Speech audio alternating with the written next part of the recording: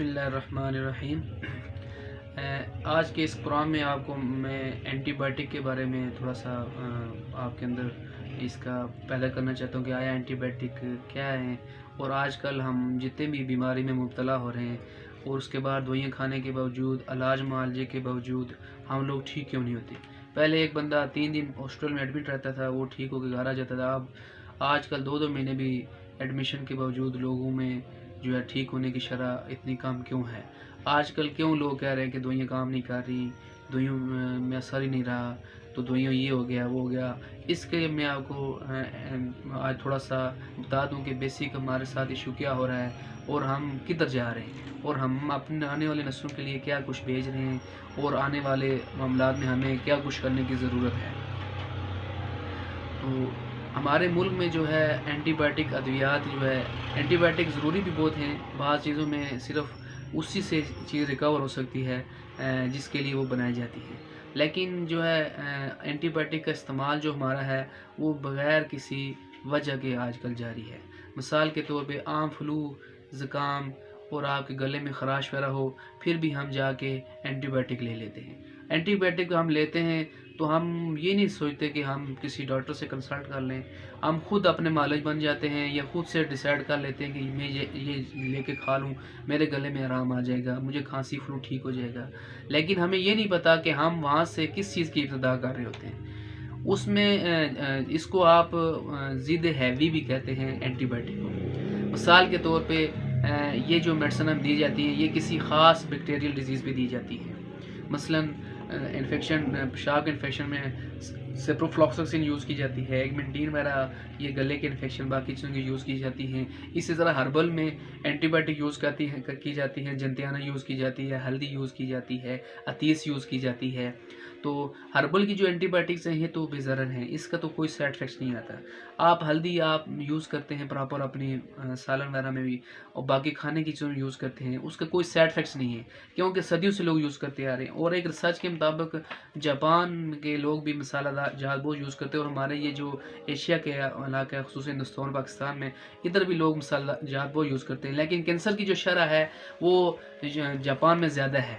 اس کی تحقیق کی گئی تو انہوں نے اس کا یہ اندازہ لگایا کہ جو ہمارے یہاں کے ایشیا کے ممالک کے لوگ ہیں، ہندوستان اور پاکستان کے، وہ ہلدی استعمال کرتے ہیں، اس کی وجہ سے ان میں کینسر کی شرح کم ہوتی جا رہی ہے، کم ہے، اور ان میں ابھی بھی اس طرح کی کنڈیشن بن رہی ہے۔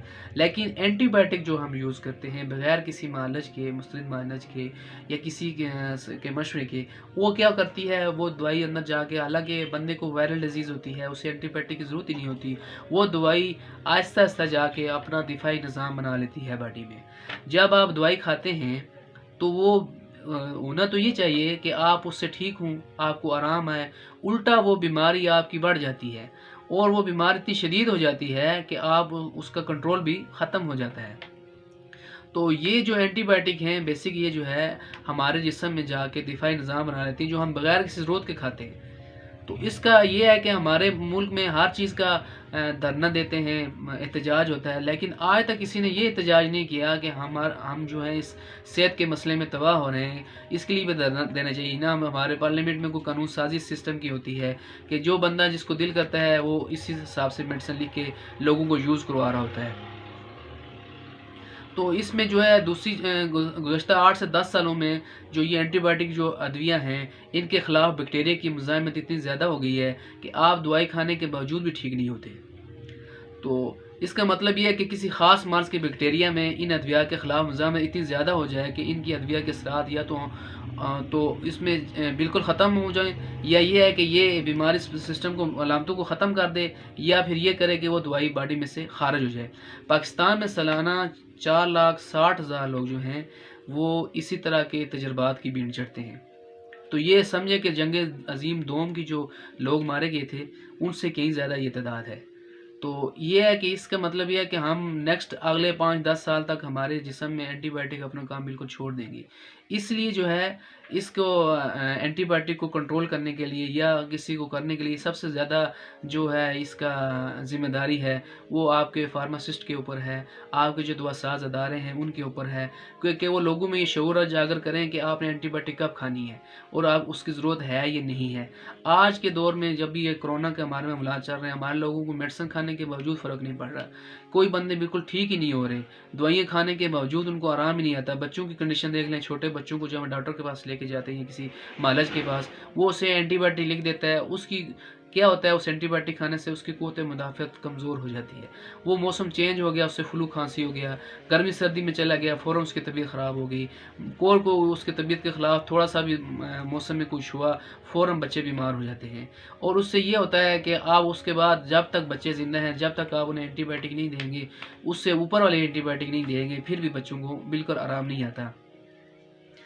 تو ماہرین نے جو ہے یہ ضد ہیوی جو ہے مثلا اینٹی بایوٹک جو ہے خلاف مزاحمت کی وضاحت اس طرح کی ہے کہ جب کسی مرض کی بیکٹیریا میں یہ صلاحیت پیدا ہو جاتی ہے کہ وہ متعلقہ دوا کے اثرات یا تو بہت کم کر دیتا ہے یا بالکل ہی ختم کر دیتا ہے. ایسی صورتحال کو اس دوا کے خلاف پیدا ہونے والی مزاحمت کہا جاتا ہے. یہ مزاحمت جو ہے یہ اس میں کے بارے میں عوام کو خبردار کیا جائے کہ بغیر کسی معالجے کے مشورے کے اینٹی بایوٹک کا ادویات کا استعمال اپنی صوابدید پر کرنے کے بجائے آپ کسی معالج کے مشورے کے ساتھ اپنے کلچر کروا کے, ٹھیک ہے, اس کے مطابق وہ اینٹی بایوٹک یوز کی جائے جو اس کے لیے فائدہ مند ہو. تو اس کے علاوہ جو ہے ماہرین نے اس چیزوں کا انتباہ بھی کیا کہ اگر ایک دفعہ کسی مرض کی بیکٹیریا میں اس ادویات کے خلاف مزاحمت پیدا ہو جائے تو وہ بہت تیزی سے پھیلتا ہے. مثال کے طور پہ اگر آپ کو کوئی انفیکشن ہے باڈی میں, آپ اس کے لیے اینٹی بایوٹک لے رہے ہیں جو اس کو ٹھیک کرتی ہے, اگر آپ نے اس سے پہلے ایسی اینٹی بایوٹک کھائی ہوئی ہیں جو آپ کو کبھی بیکٹیریل ڈیزیز ہوا ہی نہیں ہے, وائرل ڈیزیز بھی کھاتے رہیں, تو اس دوائی نے اندر جا کے اپنے دفاعی نظام کھڑا کیا. جب بھی آپ دوائی کھائیں گے وہ جو بیکٹیریا اندر بیٹھے ہیں جراثیم وہ اس کو کھا جائیں گے میڈیسن کو, اور آپ کو بالکل فرق ہی نہیں پڑے گا.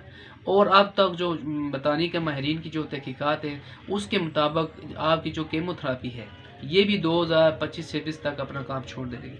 اور اس سے سب سے بڑا تباہ کن یہ ہے کہ آپ کو چھوٹی سی چوٹ بھی لگے گی پھر بھی آپ کے اوپر اینٹی بایوٹک کام نہیں کرے گی.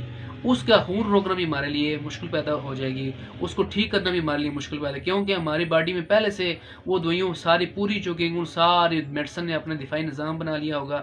آپ دوائی کھائیں گے, آپ کے جراثیم جو اندر بیٹھے ہوئے ہیں وہ میڈیسن کھا جائیں گے, آپ کو فرق ہی کوئی نہیں پڑے گا. اس لیے میری ریکویسٹ ہے آپ سے کہ آپ جو ہیں قدرتی اینٹی بایوٹک کی طرف آئیں جس کا کوئی سائیڈ افیکٹس نہیں ہے. تو اس میں آپ کو میں 1-2-4 چیزیں عرض کر دوں. ایک تو اینٹی بایوٹک آپ گھر میں یوز بھی کر سکتے ہیں آپ, اس میں آپ کو بتا دوں 2-3 چیزیں ہیں. اس میں رال سفید ہے, آپ 50 گرام لے لیں, قسط شیری 50 گرام لے لیں, ہلدی ثابت لے لیں 100 گرام. ان سب کو پیس کے اس کے کیپسول بن لیں 500 mg کے, وہ آپ ایک کیپسول صبح دوپہر شام کھائیں. اس کا کوئی سائیڈ افیکٹ نہیں ہے. آپ جنتیانہ جس کو بٹپیوا کہتے ہیں وہ بہترین اینٹی بایوٹک ہے. آپ کی پتریس ہے جسے اتیس کہتے ہیں, اس کو پیس کے یہ چٹکی چٹکی آپ لیتے رہیں, یہ آپ کے انفیکشن کو کلیئر کرے گی. اس کے علاوہ آپ جب تک بیمار ہوں, جب تک کسی معالج سے مشورہ نہ کر لیں, اس وقت تک کوئی بھی اینٹی بایوٹک قطع نہ لیں. آپ جو ہماری نیکسٹ جو جنریشن آ رہی ہے اس میں یہ لگتا ہے کہ ہمیں اس کے لیے مزید محنت کرنی پڑے گی, مزید ایسی چیزیں ہونی چاہیے جو آپ کی باڈی میں جا کے اس سسٹم کو مینیج کریں. نہیں تو آپ کو چھوٹی چھوٹی بیماری کے لیے ہمیں سرجری کی طرف جانا پڑے گا, یا پھر اس سے ہائی اینٹی بایوٹک جو آ کے دفاعی نظام کو اندر جا کے تباہ کر دے گی. تو وہ اور یہاں تک ماہرین کا خیال ہے کہ آپ کی اینٹی بایوٹک جو آپ یوز کرتے ہیں جس طرح کیمو تھراپی, اس میں بہت ہائی اینٹی بایوٹک یوز کی جاتی ہیں. ایک ٹائم آئے گا کہ یہ بھی آپ کے کینسر کو بھی کنٹرول نہیں کر سکے گی. اس لیے اپنی باڈی کو نیچرل چیزوں کی طرف لے کے آئیں. آپ ایسی چیزیں یوز کریں جس کے سائیڈ افیکٹس نہ ہوں. آپ دیکھیں اگر ایک چیز آپ کی ٹھیک کر رہی ہے لیکن ہم ساتھ اس کے 2-3-4 چیزیں خراب کر رہے ہیں تو یہ چیزیں جو ہیں آپ کی باڈی کے لیے اچھی نہیں ہیں. اس لیے بہتر یہ ہے کہ آپ اینٹی بایوٹک کا استعمال کم سے کم کریں, انتہائی ضرورت کے ٹائم کریں, اس کے علاوہ قطعاً یوز نہ کریں. ایک تو آپ کی قوت مدافعت کمزور کرے گی, دوسرا یہ ہے کہ آپ جب دوبارہ کبھی بیمار ہو جائیں گے تو وہ دوائیاں آپ کے اوپر اثر ہی نہیں کریں گی. دوسرا جو ماہرین نے اس کا ہمیں خبردار کیا ہے کہ 2025-26 تک کیمو تھراپی بھی کینسر کے پیشنٹ کو ٹھیک کرنے میں ناکام ہو جائے گی. تو اس کے لیے میں پھر آپ سے ریکویسٹ کروں گا کہ قدرتی چیزیں جو ہیں ان کی طرف اپنے آپ کو رجحان بڑھائیں جو آپ کی باڈی میں سے پائزن دور کرتی ہیں نہ کہ پائزن پیدا کرتی ہیں. اور آپ کو میں سب سے بیسٹ بتاؤں کہ ہلدی جو ہم لوگ یوز کرتے ہیں آپ عام روٹین سے تھوڑی زیادہ استعمال کریں. بہترین اینٹی سیپٹک اور اینٹی بائیوٹک ہے۔ آپ کو کسی قسم کے اینٹی بائیوٹک اور اینٹی سیپٹک کھانے کی ضرورت نہیں ہے۔ آپ کو کوئی بھی ایشو ہے، ہلدی آپ کسی پرپز کے لیے بھی، کسی بھی انفیکشن، زخم، درد کے لیے آپ یوز کر سکتے ہیں، وہ آپ کے لیے بہترین ہے۔ اپنے بچوں کو اور اپنے جتنے بھی عزیز و اقارب ہیں یا جتنے بھی آپ لوگ کسی بھی کمیونٹی سے تعلق رکھتے ہیں، تو آپ پلیز اس شعور کو لوگوں میں اجاگر کریں کہ بغیر کسی وجہ کے، بغیر کسی اس کے اپنے باڈی میں اینٹی بائیوٹک قطر نہ بھیجیں، تاکہ آپ اپنی زندگی کو اچھے طریقے سے گزار سکیں۔